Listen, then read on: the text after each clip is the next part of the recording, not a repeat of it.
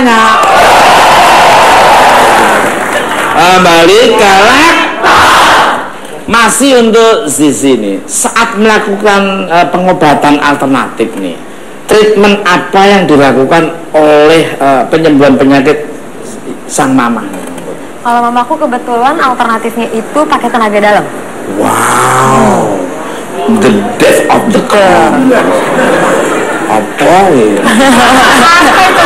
Tenaga dalam, ya, luar biasa. Dari jarak berapa ini?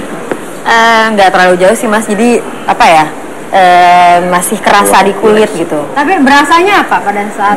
Kalau kata mama sih anget ya. Emang ada yang masuk gitu katanya. Beda sama tenaga kuda, Pak. Ya. Sorry dah ya, tak omongin ini ya. Enggak, kamu tuh kuda apa kedelai sebetulnya? Kedelai. Oh, kedelai.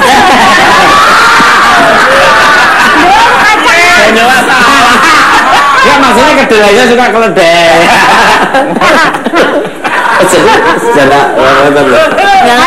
Hanya tenaga dalam aja. Tenaga dalam dan setelah itu dipijit. Yang dipijit yang mana? Dari belakang sampai ke area yang sakit.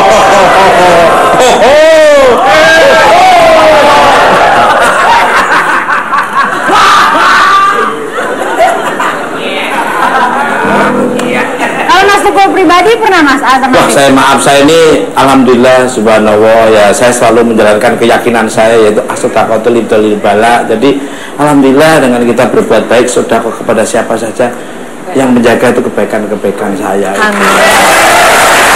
Balik berapa lama proses terapi dilakukan hingga akhirnya mamamu sembuh dan obat apa yang diberikan selain obat abit itu?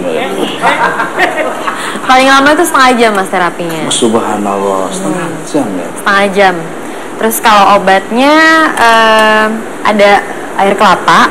Nah, ini untuk detox. Ya. Paling sering sih itu air kelapa. Kelapanya muda apa tua? Nggak kenal sama pohon-pohonnya. Kan mesti detail Mas. Sakitin ke dirimu. Nggak tahu. Kalau air kelapa, pokoknya air kelapa lah, Pep. Biasanya sih kelapa hijau yang buat pengobatan ya.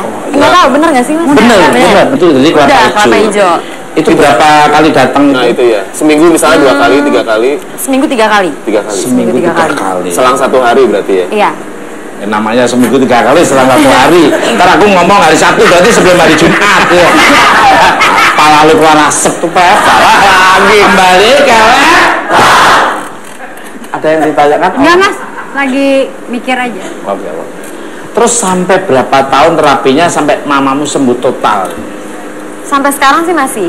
Jadi tetap untuk maintenance aja supaya nggak keulang lagi. Dari tahun berapa itu ya? 2 tahun yang lalu. Oh, 2 tahun. Itu turunan atau karena gara-gara salah makan atau? Bukan turunan Mas, tanjakan kayaknya. Ini bukan rambu lalu lintas tadi. Jadi seminggu 3 kali. Seminggu 3 kali. Itu sebenarnya bukan turunan Mas, mungkin lebih karena kebiasaan buruk keluarga kita yang suka makan pedas. Oh, sambel. Gitu. Sambelnya berlebihan, jadi akhirnya mahnya sudah akut. Mungkin cara guleknya itu. Ada caranya Mas? Guleknya itu cara nguleknya emang gimana? Harus lembut, harus di penghayatan itu harus dihancurin tuh cabenya. Kalau nggak biasanya katanya si batang cabenya itu emang digerus disatuin. Katanya ya, buat netralisir. Iya, dipakan. Ayo kita menjaga dan pemirsa. Bicara tentang tema kita alternatif W, bintang tamu saya selanjutnya ada seorang yang ahli dalam bidang pengobatan alternatif. Uniknya ia menciptakan beberapa metode yang ekstrim. Penasaran, yuk kita lihat cuplikannya di plasma.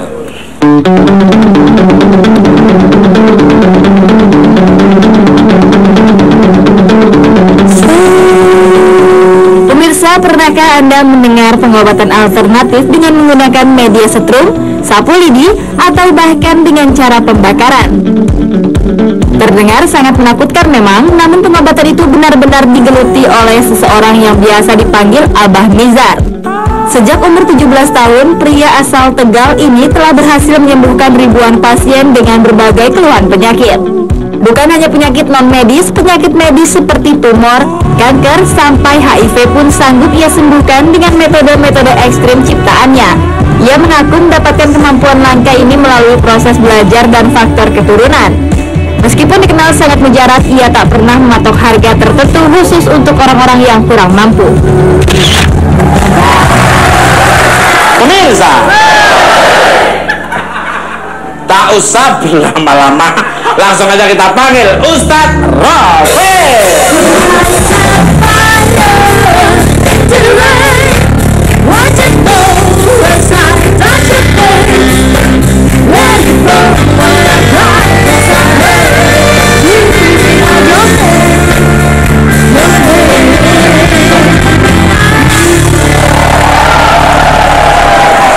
Masih semangat? Itu thumbs up for you lah. Kembali ke laptop. Good evening. Apa kabar nih Pak Ustadz Rafiq? Selamat datang di Bukan Empat Mata nih. Alhamdulillah sehat walafiat Mas Tukul. Subhanallah. Enak ya, sehat walafiat. Jadi kalau bahasa Inggrisnya itu keep smelly and keep healthy. Itu keep healthy and smelly.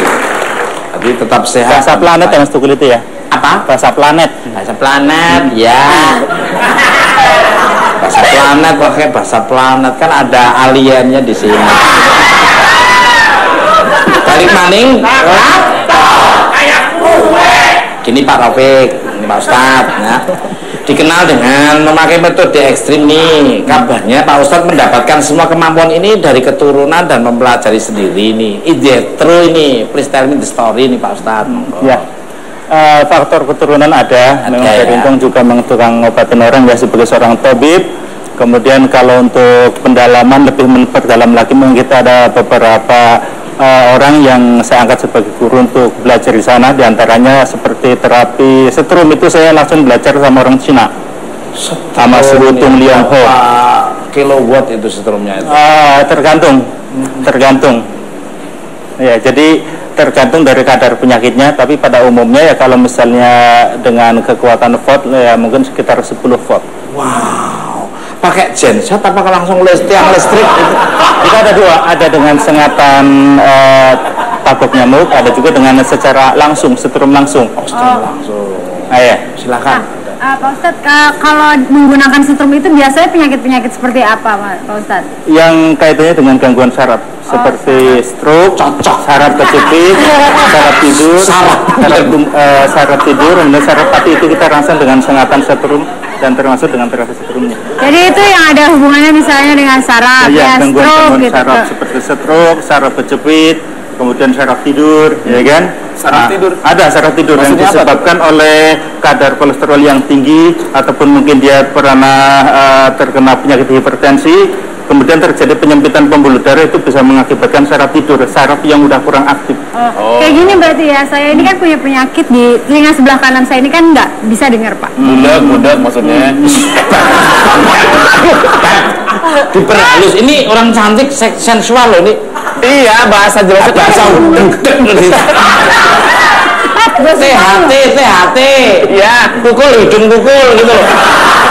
Jadi gimana tuh Pak? Kalau untuk penyempitan pembuluh darah ataupun penggumpalan darah yang disebabkan oleh benturan benda tajam ataupun benda tumpul, itu biasa kita menggunakan terapi sengatan listrik ya, pakai menggunakan yang tabok nyamuk itu. Dengan dirangsang sengatan tersebut itu mampu untuk menggumpalkan ya, untuk melancarkan kembali gumpalan darah. Iya, gumpalan darah yang biasanya kalau untuk masalah telinga itu karena berbagai macam faktor, bisa juga faktor depresi. Enggak semuanya karena faktor kena benturan ya, faktor depresi. Kemudian adanya penyempitan pembuluh darah yang pembuluh darah pada saraf otak kecil sebelah kanan. Jadi kalau untuk gangguan otak kecil sebelah kanan itu kan berkaitan dengan memori, terkadang muncul energi-energi gaib seperti bisikan-bisikan, atau terkadang juga seperti bisikan-bisikan tapi yang bersifat mengajak kejelekan. Oh, bisa seperti itu. Iya. Itu, ya? Ini Pak Ustadz ada lagi yang agak sangat penting, ini harus bisikin nih Pak Ustadz. Untuk yang itu gimana Pak Ustadz? Bisa.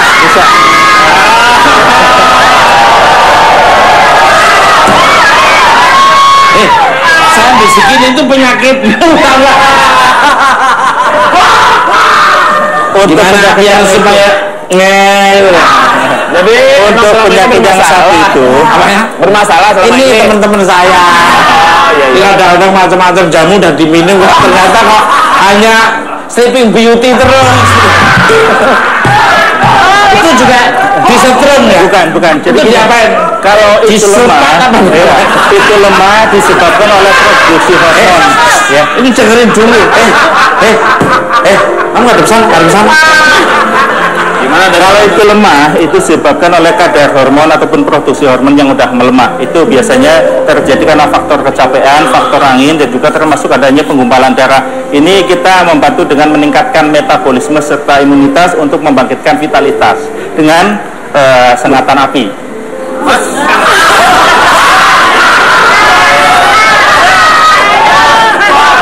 Pak Ustaz, itu atu-atunya Pak Ustaz. Pakai api. Nanti kalau pakai api jadi kembang api Pak.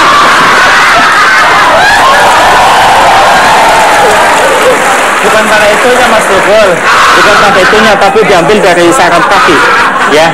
Karena organ manusia kumpul pada telapak kaki, jadi dirangsang dari situ, bukan di itunya. Bukan si ini tadi ya, bukan nyingnya, bukan nyinyinya, bukan. Ini luar biasa. Ini perlu pemirsa di rumah manusia datang berbondong-bondong ke tempat mana nih? Bojong Kenyot ya. Bojong Raya, Rawabuaya. Di dekat mana? Rawabuaya. Kalau saya datang nanti nggak saya alamat nanti aneh ya. Pengobatan itu ya? Di fotonya digedein loh. Pengobatan apa? Nying. Masih untuk Pak Rafiq lagi nih, Pak Ustadz Rafiq ini. Pak Rafiq ini kan dikenal dengan pengobatan alternatif dengan media yang ekstrim seperti api, setrum, sapu lidi, laskarbit gitu. Ada laskarbit.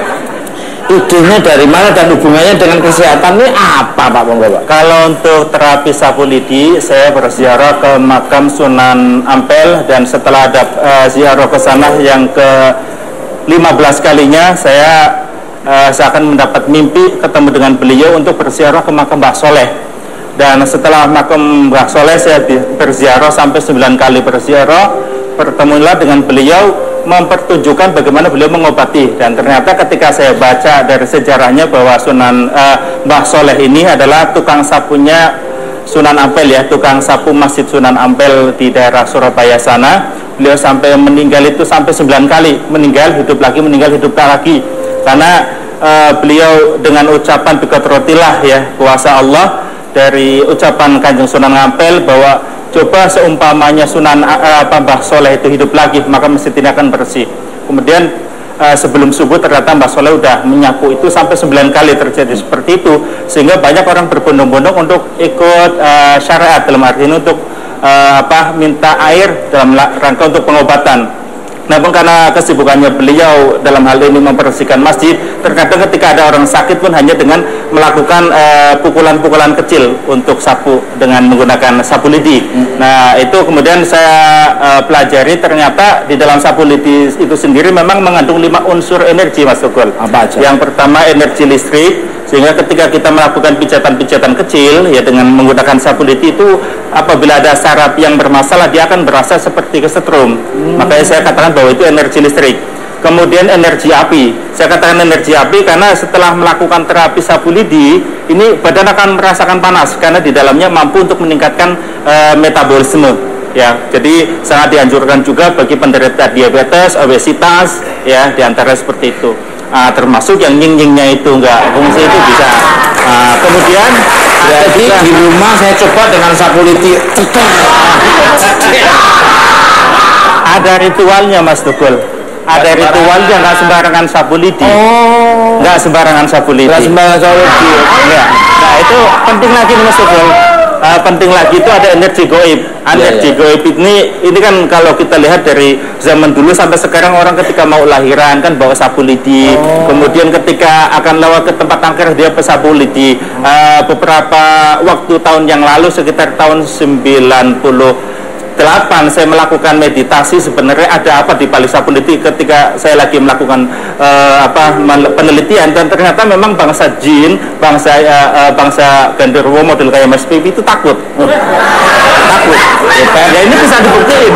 Ya, jadi takut. Makanya terkadang kita malam-malam digedor pintu, hanya ada gedor pintu gara-gara ada orang surupan, hanya gedor pintu untuk pinjam sapu lidinya. Wow. Pemirsa, setelah ini Pak Ustadz Rafiq akan mempraktekkan cara pengobatannya yang ekstrim. Jangan kemana-mana, tetap di Bukan Up.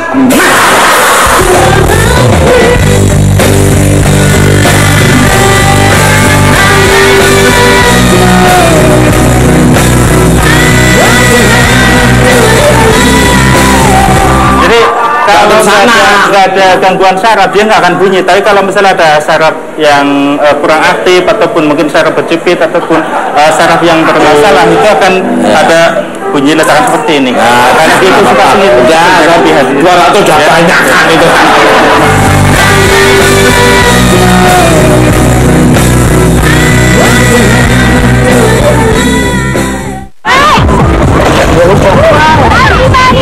Mantap!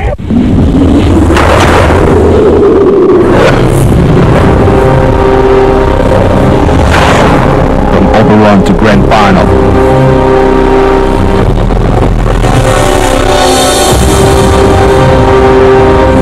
Don't you ever hesitate. Or you won't be remembered forever. Alex Football 2013, Derek the Shot. Semua yang kita lakukan untuk